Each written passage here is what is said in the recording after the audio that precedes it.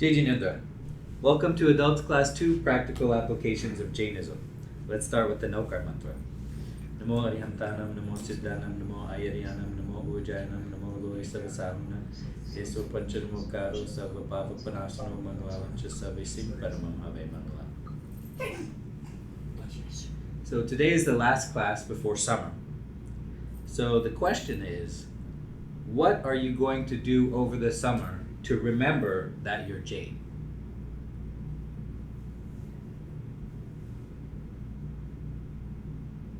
Now I know what you're going to say. I'm not going to forget. I've never forgotten in my whole life that I'm Jain.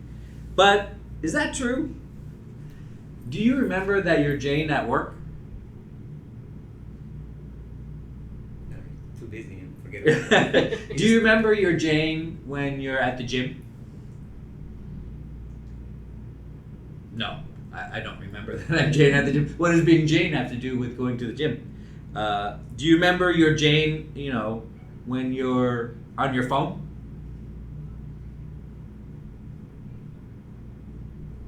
So for most people, we remember we're Jain at the temple, when we're here. It's easy to be Jain inside this classroom, as you know. It's hard to be Jain outside the classroom. And the problem is, in the summer, we're not going to be here. So you're not going to remember your Jain.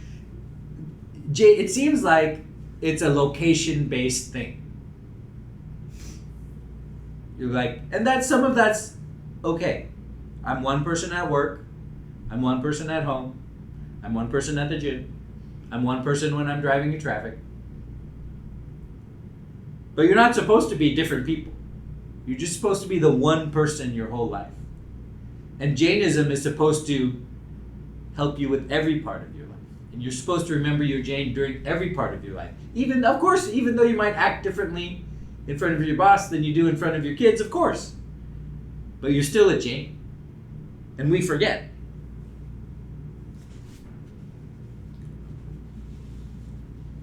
So the problem is coming here is like a shot in the arm.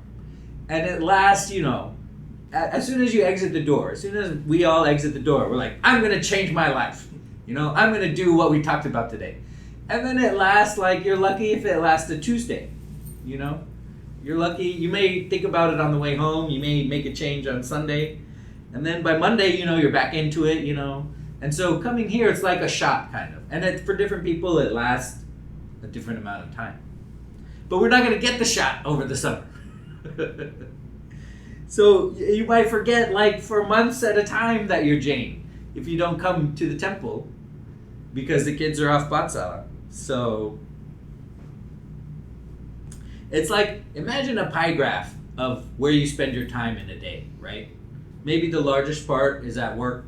Maybe the second largest part is at home. Maybe a little part is in traffic. Maybe a tiny part is at the gym.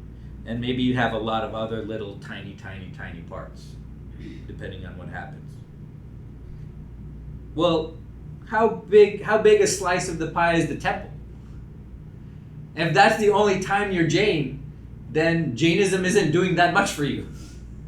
If you don't remember your Jain at work, where the biggest slice of the pie is. If you don't remember your Jain at home, where the second biggest slice of the pie is. Because that's where your life happens. Your life doesn't happen here, in these four walls. Your life happens out there. So, has anybody ever had a time when they acted differently because they were Jain outside of the classroom? When have you remembered you were Jain?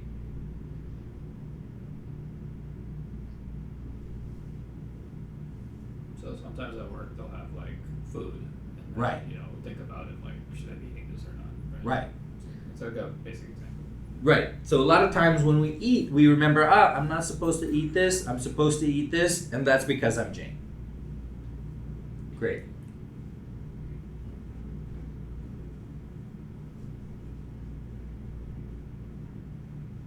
Being just mindful a little bit when you're walking, you try not to kill insects or whatever. Right. When we see other things, we know, that has a soul, I'm not supposed to cause undue harm to it. So that's when we remember we're Jain. So is that like a majority of your life? Maybe when you're eating, that's a big part of your life.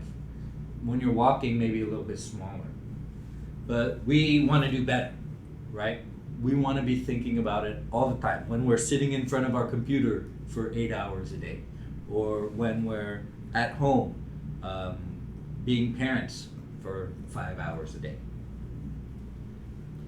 The thing is that it's like we wear a uniform, right? So when we come to the temple, we put on our Jain uniform. Then we know how to speak like a Jain. We know how to be respectful like a Jain, right? And when we leave the temple, we take off the uniform. When we go to work, we put on the work uniform, right? And when we're at home, we put on the parent uniform. You know, a lot of us are not allowed to be cool or fun or hip because at home we put on the parent uniform, right? So it's not supposed to be a uniform you take on and put on, take off and put on at the right time. It's supposed to be you. That is, if you think of it like that, you are supposed to be put on the uniform at work. Put on your Jain uniform at work. Put on your Jain uniform at home. Put on your Jain uniform when you're driving the car. So what does it mean when you put on a uniform and how you treat people at home? Like, let's say to my kids or to my husband. Like, I know all the rules for what to eat and what not to eat, but what are the rules in how we treat each other?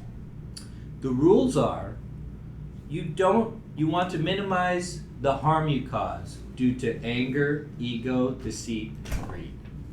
And when we remember that, when we put on our Jain uniform at home, when we're talking to our family, we minimize the karma that binds to our soul because we are less prone to being angry, less prone to yelling, less prone to saying hurtful things.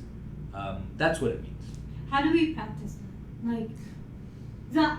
Like when I see my kids doing something, like I want to jump in and say like, don't do that. Like, but then I know like that's gonna hurt their soul, right? So am I just supposed to let them be?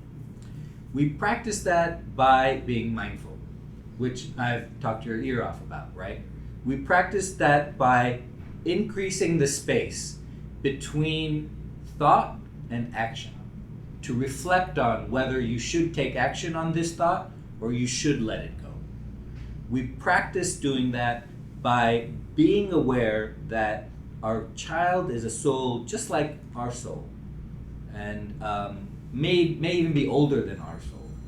And we should treat that child accordingly.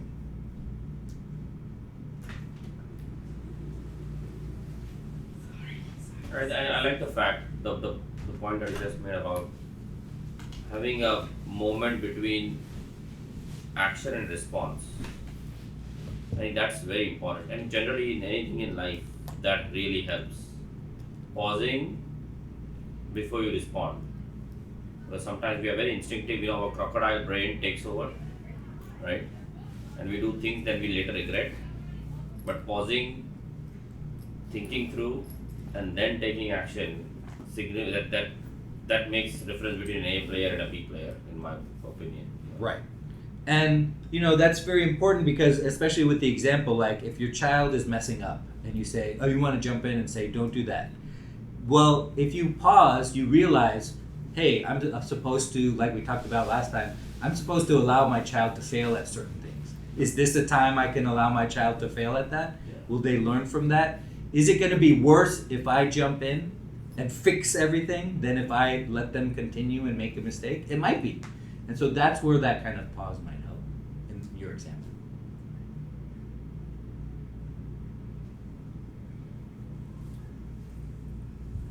So when you're a Jain at work, you should be different from a non-Jain at work. When you're a Jain parent, you should be different from a non-Jain parent. When you speak as a Jain, you should speak differently than a non-Jain speaks, right? If Jainism doesn't change the way you are at work, at home, how you speak, If Jainism only changes which location you come every Sunday, then Jainism is not doing a lot for you.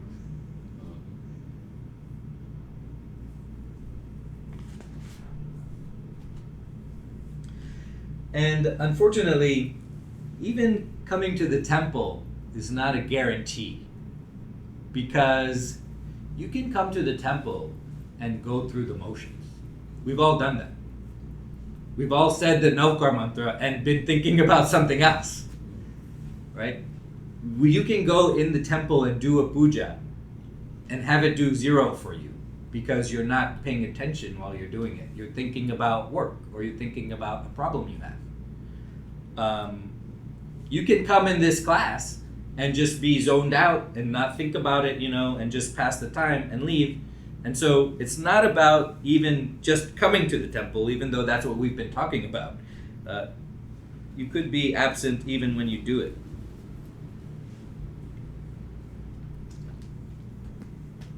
And of course, then we might not be coming to the temple over the summer. So even we're going to lose that part too. So the very little that we have to hang on to, we lose over the summer.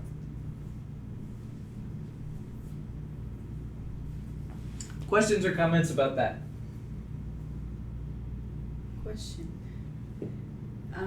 I see that point. When I'm doing Navkarwadi Mara, sometimes my mind goes everywhere, like something about work, about kids, about this. I have to do this chore when I get home, this, that. Yeah. It's like I can't focus, and then I come back to it, and then I again start thinking something else. Right.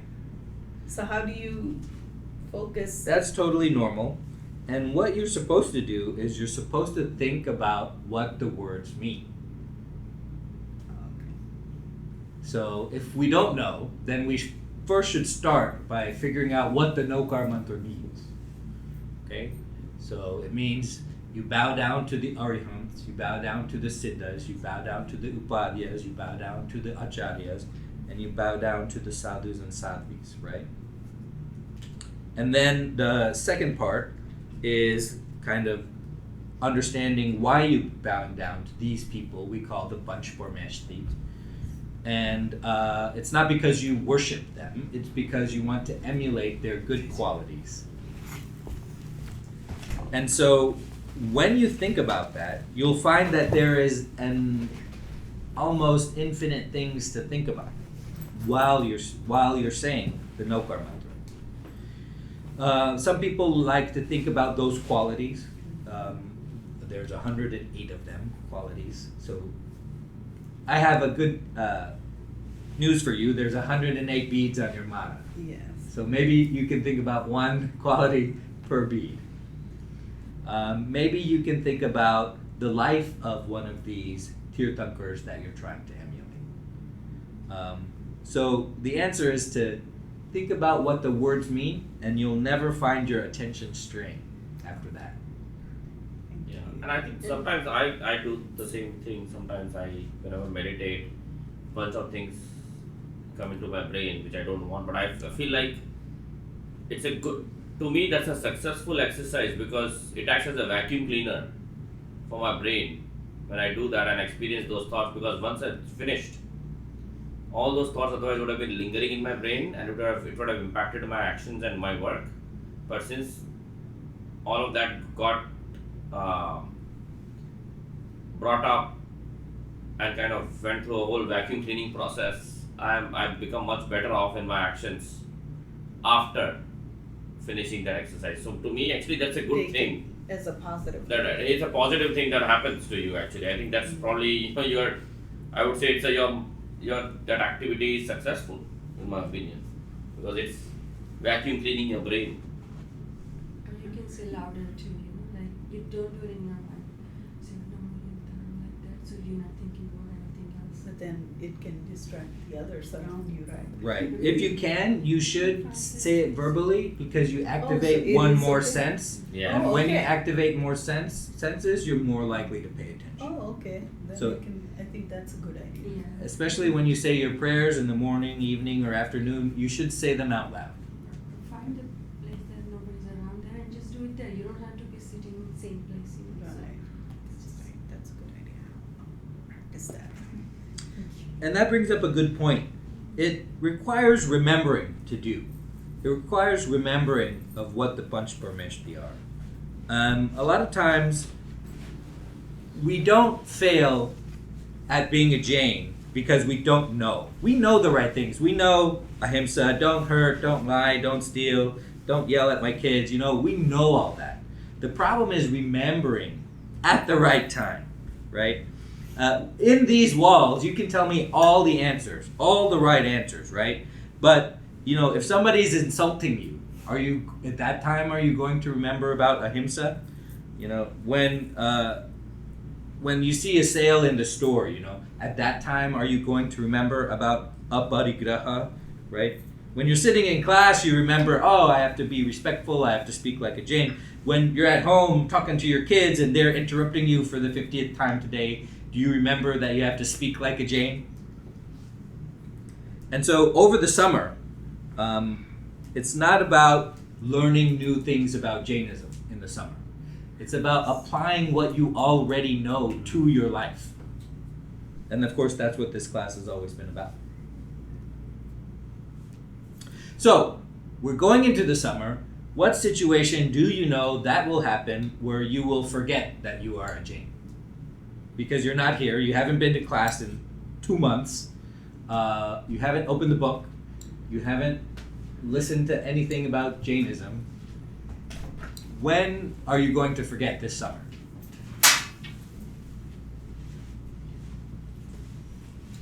Most likely when kids are at home and Right. you're trying to juggle between work and Right. keeping them engaged and busy. I think, They don't have anything to do, they're going to come bother you, right? yeah.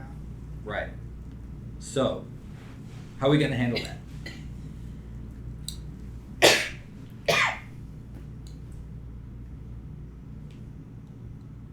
I think if at least from my perspective, if I can take something like every Sunday at least spend maybe 30 minutes or do one samayik where I could possibly open the books or refer the notes from previous sessions, that would try to bring me back to what I should be doing. Great idea. So everybody take out your phone.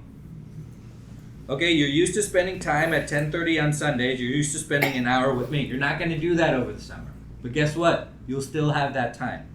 So set an alarm on your phone for 10:30 every Sunday. All right, so alarm 10:30. You guys online will have to adjust for your time zone. You can do it at this time or you can do it at another time that's convenient. 10:30, okay, I got it every Sunday. Got it. And call the alarm. Call the alarm. What should we call the alarm? That's class. Yeah. Or adults class. Adults class 2. Hello. You came in just in time. Okay. This is the last class. And so we're all have our phones out. We're setting our alarm for 10:30 every Sunday to think about Jainism. Because we're gonna forget. We're gonna forget that we're Jain over the summer. Because we won't have the temple to remind us.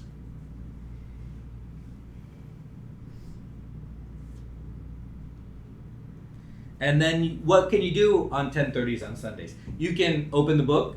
You can listen to an episode of the podcast that you missed. You know, you can listen to a discussion that you missed. You can do a samayik. You can do a pratikaman. You can do lots of things. But the point is maybe the name of the alarm should be "Remember You Are Jain." Right? Because we forget. Because we don't have the uniform to put on to come to the temple.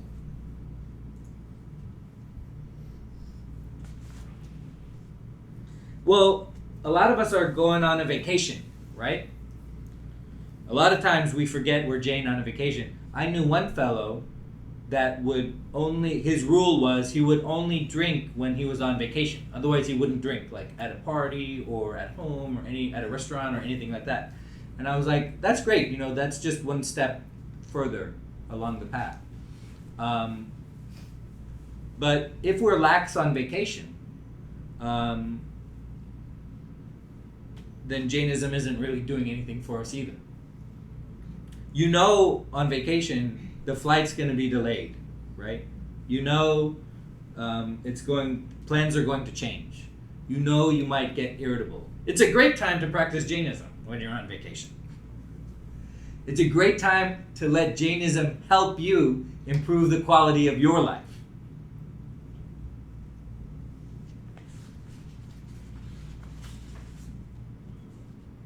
You know, people in the family are going to be hungry, right? You know you're going to have to take care of things, right?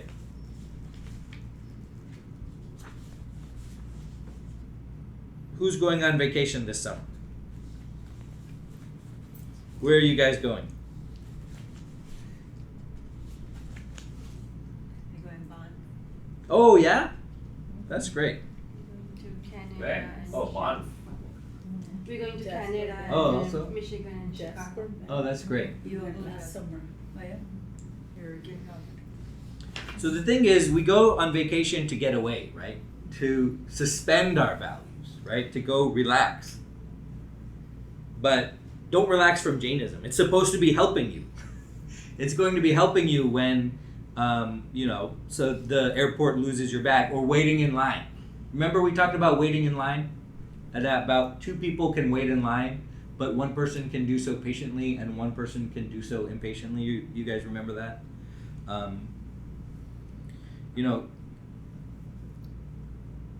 Can you appreciate your vacation without trying to possess it? Are you going to be one of those people that just takes the picture for the picture? Or are you going to enjoy the view? Right? That's a big one for me. It's like, yeah, okay, we're all going to take this picture and we're going to go through all this trouble to get the picture. We're probably never going to look at the picture, and then we have degraded the quality of our time at this place, right? So Jainism can help you with that, right? Because everything is transitory. You appreciate it at that time, and you are in that moment, and you enjoy that view without taking out your phone, without needing to capture it, to possess it. Because what are you going to do with it once you possess it? Nothing. I argue with that. You're going to post it on social media for your own ego. Yes, but you can also look at later on in time, right? Like if you are a type of a person who revisits those. Like I have so many, so I'm a photo person, right? I like to take a picture of everything because, and Piyush is the same way. Why you need a picture? Just take it in your mind. I'm like, not everyone has the same memory. I don't have that good of memory. I'll forget it, but if I go through the photos, it will remind. The same thing, now we have photos all over the house. And when kids see it, that they were young, they don't remember, but now they see it and they recollect the pieces of it. But why? What is that doing for you when you remember? When you remember you go to Banff and you saw that lake and it was beautiful. What is that doing for you when you're older? When you look back on it? It's like a memories, right? Like It's trapping you. It is trapping you.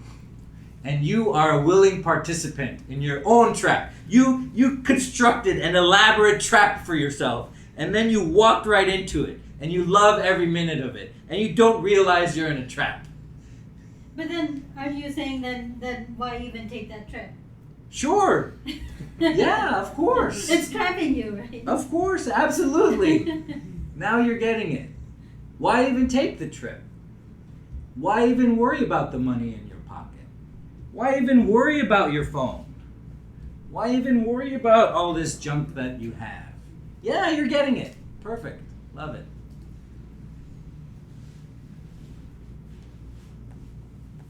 because we are not there yet. Well, now you're using it as an excuse. Now you're using it as an excuse to go on that trip and take that picture. Are we talking about attachment? We are talking about what we're going to do this summer. No, but again, We're going to forget that we're Jain. And how do we remember that we're Jain over the summer? Because we're not going to come here. We're not going to get a shot in the arm by coming to the temple. We are not going to have a reason to put on the Jain uniform.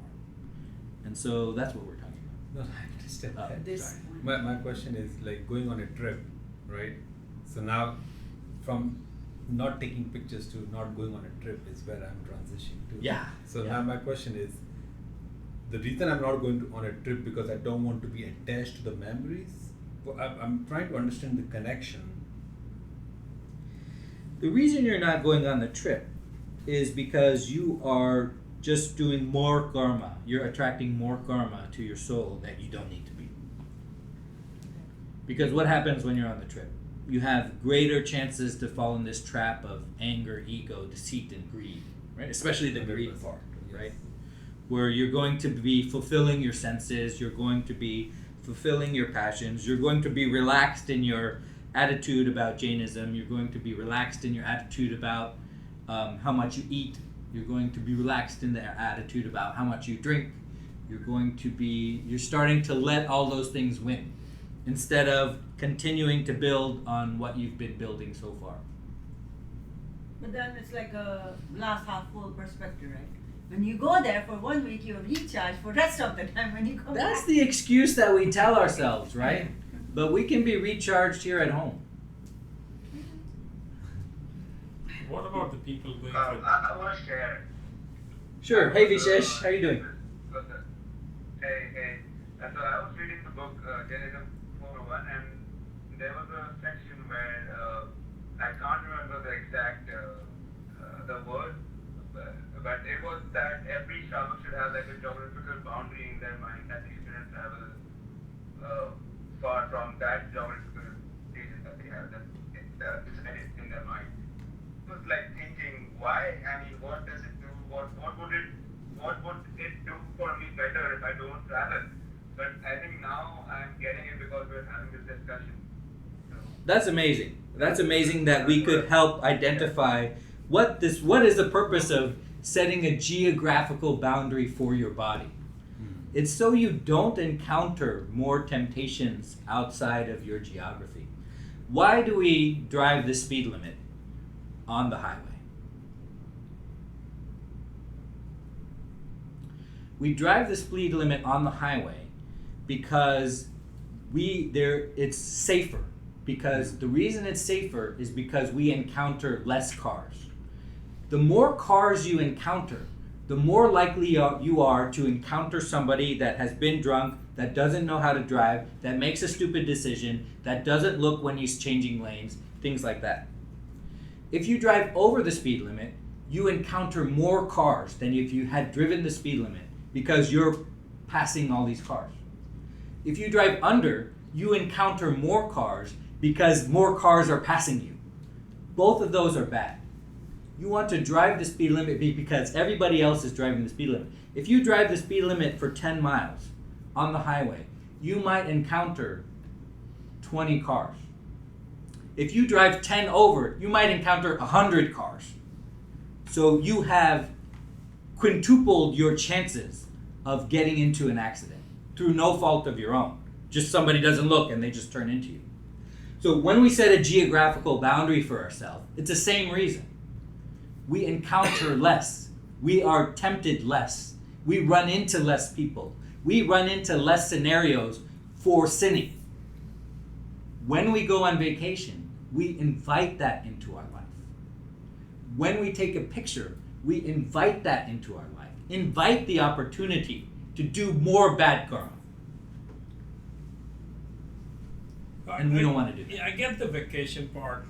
What about people, and I really regard and respect, I have very high respect for that. People take the Jain yatras. They go for multiple temples. It's organized for Jains, completely taken care of food and everything else. What do you think about that part? Great way to spend a vacation because you're inviting less of that into your life. You're moving along the spiritual path. If you take a yatra, if you take a pilgrimage, or if you go on a vacation to further your spirituality, I think that's great. Are you talking about like pilgrims, like go That's Deras, the- or are you going on a vacation but taking a Jain tour? No, but let's say you travel, you find a temple, you go and visit that temple. That's one thing. Every place we go, definitely we look for that part. But we do vacation too. But I'm talking about in India, I think they have very nicely organized tours. People from here travel to India and then they go for Char Dham and all those things. So those are the things. But even for the vacation, we do try to find something close to Jainism. If there is a Jain community, we go and visit something. We try to do that. Questions or comments on that? You're still better off home overall. You're absolutely right. No, you're absolutely correct on that. Yeah, I'm not. Yeah, just Yeah. you can't use But that as like it can connect you, still stay connected. it's better than Canada has a really good temple. They are very nice. So we talked about how we're not going to remember we're Jain. We talked about if you look at a pie graph of where you spend your time, it's actually you're not a Jain most of the time because the biggest slice is at work, biggest slice is at home, another big slice is in traffic. So how do we remember we're Jain at work when we're not eating, we're not making decisions about what to eat? We're maybe in front of a computer, we're maybe at the office, we're maybe in the field. How do we remember we're Jain at work?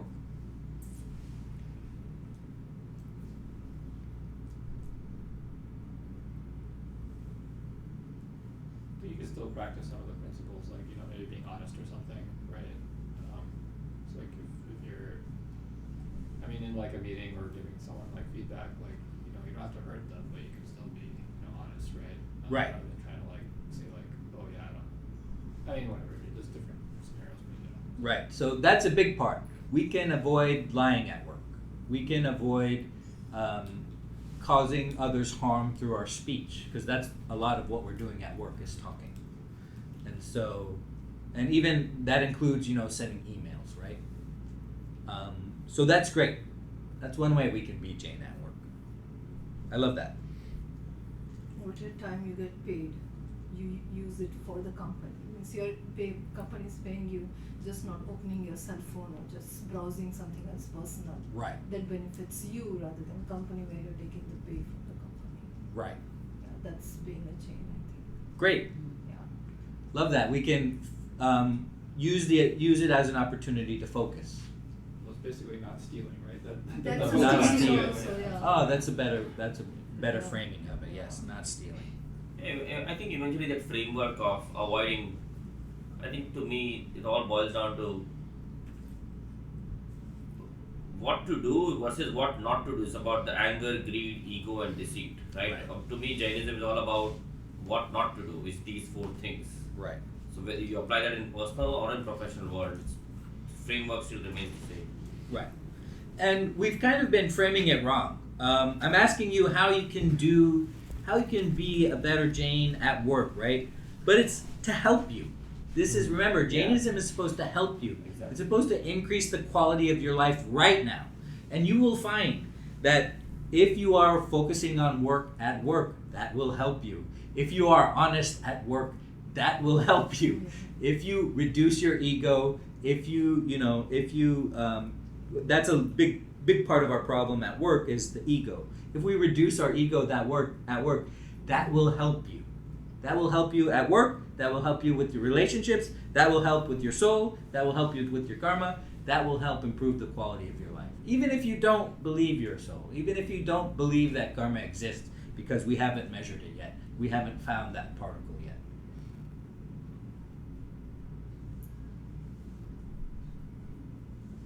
So, what can we do at work this summer? Patience. We can try to exercise patience at work. And I was thinking of what would it fall under? Anger, maybe anger, right?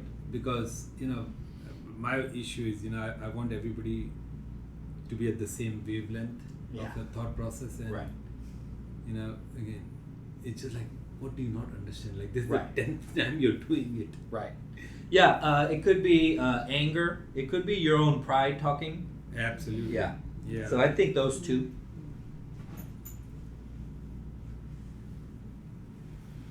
All right. So how do we remember we're Jain at home? What I do is I take a deep breath before. Yeah. Yes. The so many things. So many things. All right. How do we remember Because where the Jane first at thing home? that I see is you're so attached to all the feelings that you have towards your own people Uh-huh. who are related by blood, and then you try to keep expectations. That is the first thing. The smallest expectation. I think that thing is where everything starts. Right. Because we talked about the definition of anger is caused by the mismatch between expectations and reality, right? And that's why whenever you get angry, the only person you're getting angry at is yourself, right? And many times I feel it's not just expecting from others, but also from ourselves. Right. Like for myself, the hardest time in the day I feel is the morning couple of hours when I want to wake up and do everything for everybody at home and still try to be at work on time. Right. And when that thing does not align to the timetable, there's a lot of things going on in my own mind. Like, did I not do things fast enough? Did somebody else in the home not help me, to finish my work on time? And then just everything can spiral out of control. Right So- from the morning, yeah. And especially just in the morning, and then in the evening everything is still fine. Right. So trying to remember your Jane first thing in the morning, I think that helps me a lot. I think that's important. I think if you say your prayers in the evening, I think you'll find it works better for you if you move it to the morning for that exact reason. Because if you say it in the evening and then you go to sleep, then you don't really, it's not in your mind throughout the day. My issue is, I try to do it in the morning, which I'm already late. Ah, When the that's- kids are making me late, so Rushing will Exactly. rushing is a problem, and it's the same problem with driving, right? When you rush, you make mistakes, and then you get into trouble when you're driving. Same thing. When you rush, you don't have the time to think about, well, should I jump in with my kids here or not? Or I'm in a rush, I don't have the time to take that pause between something happening and getting angry because I'm rushing, right? And so that's a big thing is if you live your life like that, always in a rush, always waiting for the next thing, always hurrying to the next thing, you will find that it is an impossible mountain to climb to implement everything we've ever talked about. Because it all presupposes you have the time to examine the thought when it comes up. There are some uncontrollable or mainly with the spouse, right? Right. So early in the morning, you have certain expectations of certain things going certain way, and this I think mainly all revolves around kids, right? Right. They're dragging their feet every time in the morning, and I have certain ways of dealing them, and my wife has certain ways of dealing it, and now the kid is still sleeping and we are arguing. And again, it's been a constant struggle over the last couple of years. I've been attending your class and I remember it, but how do I remember? How do I In the moment. remind my wife of that, or tell her, you know what? Either you handle it, and now I've done it. Is just you handle it. I'm going Right. to walk out of it. Right. And now she's mad at me because I walked out. So you're abandoning your responsibilities, Yeah. right? Which now Instead I'm- of trying to reduce the friction in the house and Right. de-escalate. She De-escalate. sees it as an escalation. Maybe. Yeah, and then I'm okay with it. Like, you know what? I've and she thinks I have a thick skin, which I do now. Like, you know what? Right. You want to take decision, you do it. Right. And I don't think it goes in the right direction. So now she's upset at me, and the kid is still okay. Do we have any help for Kinjo? We're all here for each other. This is what this Right. class is about. I wished I audio recorded that and I had made my wife listen to what he just said. I think you're describing everybody's home story. Right. And we've been attending Timmy's class for a long time, but maybe we need to invite you in one every morning. Maybe you can do 2 days you take care for the kids, 3 days she does. You have Sheetal's number, right? You can be our mediator. That's what I do. When my husband's not home, I take care for Harvey, and whenever he's here, you take care for him. Whatever you need to do, you do it. Right, but Yeah, and which is 4 years. perfectly fine. When she's not there, Yeah. the They kids work disappear. perfectly because Yeah. they Yes. have no second Yes. Yeah. going Back to, up. right? But we both are there. They're playing you. They're Yeah, playing you. absolutely. So That's absolutely right. A lot of times, just how the kids are angels for grandparents and Yeah. people not in the family, when there's one person, things seem to work more smoothly. Yes. No matter which person it is. Yes. Right? That's definitely true. And the way to do it is to practice and to communicate. And so you have this thing. So if she thinks you're escalating, right? Say, okay, I don't want to cause more friction here. I'm going to go take a walk. My temper's rising. Before you go out, instead of just going out Right, and just right, slamming the door, right? And so then maybe she sees where you're coming from, and then say, okay, I understand. Maybe the next time it happens, say, okay, I understand you're frustrated. You have a lot to do. You can focus on your things. I'll take care of the kids, something like that, And then if it starts to be too one-sided, then have a conversation. Hey, be like, hey, I've done a lot of these things. Let's talk about how we can split it more evenly. So the answer is practice and communication. I think the problem here is the validation, that she feels like you're not validating her feelings. And it doesn't matter if you tell your kid something or not, it's about validating her feelings and saying, like, stepping up. That's what she feels like you are betraying her by not taking her side. no, but again, early in the morning, first, the kid has already missed the bus. Now I have to spend 45 minutes of my time dropping him, coming back. I'm going to miss my exercise time. I'm going to miss my first meeting with my employees. So I understand communication and all that stuff, but early in the morning, every minute counts. Right. So then your solution is you got to get up earlier. But So you're not rushing. Right, and me getting up earlier, which I'm solving. trying, is not solving the problem. Right. So now, Because you're still in a rush, even if you get up. no, I have done my part, Oh, I see. but they have not done their part. Right. So now, which I'm trying to teach my kids independence. So I do not fill the different boxes. I do not fill up their water bottles. I do not take out their clothes. Right. If they're late or early, I don't care. I'm not doing it. Right. But then your spouse jumps in and she starts doing it. Now we have a problem, right? Right. And so you have to be on the same. You have to be aligned with your spouse. Exactly. Yeah. So I see the problem. Just like you might not be aligned with your employees. You're not aligned with your spouse on. This is the kind of parenting. We need to make them more independent. You're still doing this for them, and that's countering what I'm trying to do. Right, for them. and I understand she's trying to solve the problem of the kid not being late. By But I just said, doing baby, that. it's okay. It's late. He can be late every day. Yeah. I'm okay to drop him, but he needs to understand the value. Let him walk to school. Exactly, I'm okay. Or staying home. This morning I said, you know what?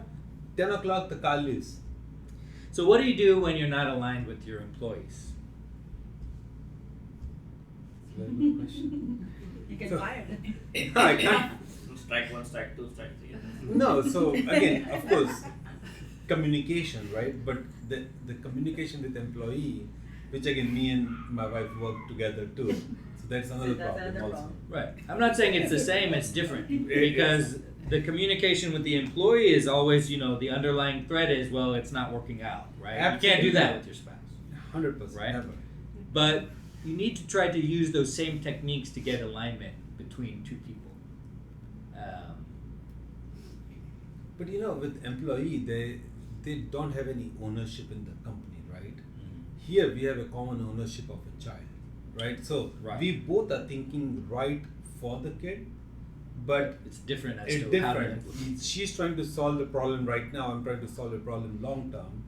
And when we both are calm, we talk about it, but then it doesn't implement where we want to be. Right. So, So as you're communicating about it, one of the things you can do is to say, well, okay, just say exactly what you told me, right? And say, how can we remember to do this in the moment? Is there some word we can use? Can I remind you about something? Can we remember that we had this agreement that we wanted to implement at this crazy time in our life? And that may help too. And one more thing, instead of you waking up early, set alarm for kids to wake up 15 minutes early. For next year. Like, right now they know that this is the time I wake up, and it's okay if I'm 5 minutes late. But New Year, when the New Year begins, I would set 15 minutes more earlier time. And then, We have because I have alarms. learned that my kids do that, and I end up doing everything for them, packing lunch, water bottle, putting it in the backpack, even taking the backpack to the bus stop. And I know. But then I tell myself, okay, next year I'm gonna tell them 15 minutes early. Okay, so this is the time you have to leave the house. Yeah, again, my older one Because has. we can wake up and we can rush and do everything, but we need to teach them to do that. How about if And they I- miss the bus, they don't go to school? Yeah, I know. Letting him fail is the ultimate. Like I have experienced it two instances, right? One is laundry, right? Like my older one, she was more responsible for laundry. She never did it. Ultimately, my wife and I ended up doing it. My wife spoke to the principal. Like she goes to a private school, and the principal was like, just let her fail, And then one day there was no clothes left, and she's like, "Where are my clothes?" We're like, "You did not do your laundry," and then she failed. The same way for school as well. Like one day she missed. She was consistently being late, and one day we just let it be. Like you're not going to school today. She loves going to school. Yeah, the problem is one spouse doesn't allow it. Exactly. Yeah. One spouse And that's where I was comfortable, but I leveraged the school, the director's help to bring Winnie on board with my thinking. Right. And then we both collectively did it. And she missed school. She hated it because she loves her school. And then next day onward, guess what? She was on time. And that applies to everything else, not just going to school, right? Eating food, other disciplines in life, and of course both partners needs to be on the same page. But I think what we don't differentiate is what are the basic needs for survival, and we are not teaching them if we don't take that approach. Right. So Sheetal was in India for 12 days. Krish Every knew day. it. Every day Perfect. was on time. Everything was Everything. scheduled. They know. They know how to do it, but they won't do it because they know mom will Mom do it. is there. Right. That's how they're playing you. The kids are playing. But the best way to get a spouse on board is not you saying it. Have somebody else say the same thing that you wanted to say. Right. Are you available for next week? We'll invite you for dinner. So More bravo. I've got good news for you. People always ask me, what is the shortcut? Is there a back door that I can use? And they always expect me to say, no, you have to do the work, you have to open the book, you have to learn everything. But no, there is a shortcut, okay? There's a shortcut you can use to do everything we talked about today, about how to remember you're a Jain in the summer, okay? The shortcut is to believe that you're a soul. Once you believe you're a soul, your entire life will change. You will know all of these things, you'll remember all of these things without thinking about them because you're a soul. So obviously, you don't want to get mad when somebody cuts you off in traffic. You don't want to attract karma to your soul. So obviously, you don't want to kill that insect because you don't want to attract unnecessary karma to your soul. So obviously, you treat other people with respect because Arya's soul is just like my soul, right? It's not a little soul. It's not a young soul. It's perhaps a soul that is older than mine. The only thing that's different is the shell, is the body. And that even goes for a tiny baby, right? So that is the back door. And it's okay if you don't believe you're a soul. Start acting like you believe you're a soul.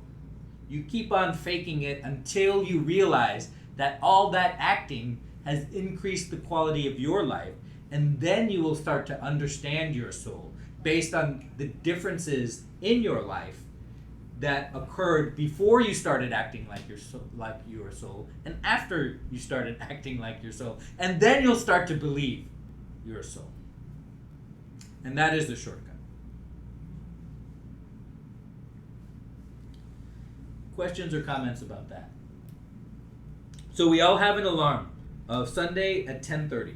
Do you want to set another alarm? Just one more weekly alarm for something that you want to work on in your life to remember that you're a Jain. This might be like Wednesday at 7 o'clock, you say, this is meditation time. Or, Tuesday at 12 o'clock when you're at work, right? You say, I need to start being honest at work. right? So now's the time to do it and to set it over the summer. And don't do a daily one because you'll just like, you'll turn it off or you'll just like swipe on it and you won't think about it anymore. So that's a little too frequent, right? If you do a weekly one, you'll just turn it off and be like, oh yeah, I'm gonna do that. And just like you come to the class and it's like a shot in the arm of Jainism for you to apply it to your life. Questions or comments about that? So I got mad at you yesterday, right? Why did I get mad at you? What happened in the car? Because he was driving and he couldn't see his phone when I tried to hand it back to him. Right, but I didn't just get mad at you for that, right? It was a continuous kind of thing, right? Sure. So like, we were talking, right, in the car, and then you were talking back, right? And then you said you wanted to play the music, right? So I gave you my phone to change the music. And then you handed the phone, then what'd you do after that? I put it on. You put it on the console, right? But I can't see it because I have to look at the road, right? And so you got mad at me because I wouldn't take it, right? And then I snapped at you. Right. And then I snapped at you and you got mad at me, right? So I'm sorry about that because I was trying to look at the road. So I was not in the right space to examine my thoughts and say, hey, I shouldn't hurt you by doing that because I was like trying to keep the family safe in the car, right? So I'm sorry about that. And so that's one of the things we have to do with our kids, right? We have to model that behavior about, hey, I messed up and I realized I messed up, but I can say I'm sorry. And then your kids start to understand that, right? And then when you are saying I'm sorry, but because I was doing something else, technically I'm not sorry, right? Right. So it wasn't. So she noticed it wasn't a full apology, right? So I shouldn't have done it, and it's not an excuse to have been keeping the family safe. It's not an excuse to get mad at you. And I think the next time what I'll do so it doesn't happen again is I will. What can I do? You can tell me that you were driving. We can have a place in the car you can put the phone, like in the cup holder, right? So I can concentrate on the road and you can just put it back in the cup holder. I'm sitting in the back, I can't put it in the cup holder. You can reach back, or you can maybe put it in the back seat. Put it in the van. Okay. So maybe what can we do then? Why do you need the phone while you're driving? She wanted to change the No, music. you. I don't need the phone. So let her keep it. But sometimes I need the maps. But you have the CarPlay. You're right. Right. So maybe let you keep it. Yeah, that can be an option. Okay. So, yeah. So you're right. It's not about like finding an excuse about saying you're sorry. It's I think about, that's our problem. Like most of the time when we apologize, they are not a full apology. It's always comes with an excuse. All right. Good question. What is a full apology? A full apology is you say the words "I'm sorry." You don't say "I apologize for." You say the word "I'm sorry." Period. Okay. You don't say "I'm sorry for this, but this." Right. You just say "I'm sorry." That's never number use one. But in an apology. Yeah. Never use "but." And then you could say, I'll make sure it doesn't happen again. Yeah, but you make sure it doesn't happen again. But what you're going to do to make sure it doesn't happen again, that's part of a full apology, right? And what you're sorry for. What you're sorry for. Acknowledge what you did. That's the hardest part. And acknowledge that you understand how they felt about it, right? Yeah. A full apology is very hard, okay? You say you're sorry. You acknowledge how they felt and that you understand how they felt by repeating it back to them. That made you mad because, I understand that made you mad because. And then you say, if it wasn't your intention, you say, well, it wasn't my intention to make you mad or to make you feel that way. I wanted to do it because of this reason, but it's not an excuse, okay? You don't make it sound like an excuse, right? And then you say what actions you will take so it won't happen again. And this is a full apology. And most of us haven't made a full apology in our entire life. But that's what we want to start doing for our kids. Today I even knew there was a full apology. questions or comments about anything we talked about today? So I should have set you up pretty good for the summer to remember that you're Jane over the summer. Because as soon as you walk out this door, you're going to start thinking about lunch. You're going to ask your kids how they did on the test. You're going to do all of that. And you are going to forget that you're Jane. And you can even, forget you're Jane at the temple by going through the motions. So our goal this summer is to remember that we're Jane. Thank you so much for coming this week and for coming all semester. Thank you, everybody, for joining us online. I really appreciate that. And I hope that you guys have a great summer. Thank you. Thank you. Thank you.